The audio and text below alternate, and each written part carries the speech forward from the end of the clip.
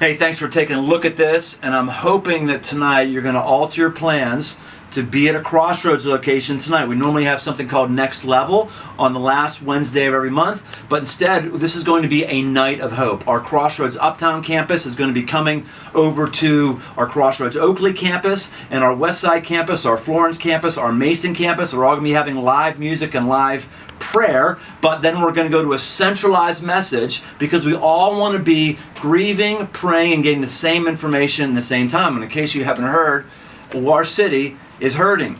It's been actually hurting for a long time. The racial tensions are real, and then something happens and it pops above the ground, and it's really tense, and then time goes on and everything goes back down on the ground, and all of a sudden something else happens, and boom, it pops above the ground like it has now. We've had a police officer who is charged, and we've seen the video. I've seen the video of shooting an innocent man for no reason, a man who did not deserve to get shot. We grieve.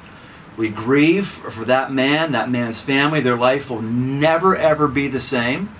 And at the same time, we grieve for the family of that officer, who their life is never going to be the same. It just reminds us that we're in a broken world. In fact, if you're black, you're interpreting my comments one way. If you're white, you're interpreting my comments another way. This is just the way things are. And let's just call that out and try to come together as one and process healthily and spiritually. So we're going to be able to do that tonight, to pray and to process. And the centralized message is going to go to all of our sites. Is going to be given by my good friend, our campus pastor, Chuck Mingo. So Chuck, what do you have in store for tonight? Yeah, based on what happens today, if you're like me, you have a range of emotions. Regardless of where you stand on the issue, you have a range of emotions.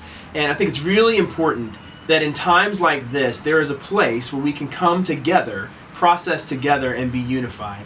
The truth is, you may not believe this, but I absolutely believe there is a spiritual enemy behind all of the brokenness in this world. As Brian talked about, this is a broken world that we live in.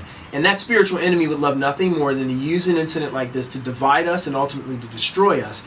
But tonight, we want to come together. We want to come together and do the unorthodox thing, which is come together, grieve together, pray together, and actually do something that only makes sense if the Bible is true and Jesus is who he says he is, which is actually to hope together, to believe that God can redeem, restore, and reconcile our city. And so I want to talk about that more tonight. And I'd love for you to come. If you've never come to a Crossroads site, or if you're a regular Crossroader, come to one of our sites tonight and be with us as we hope together and pray together for our city. All right, so we'll see you tonight, and let's keep praying that God has his way in our city and in our lives.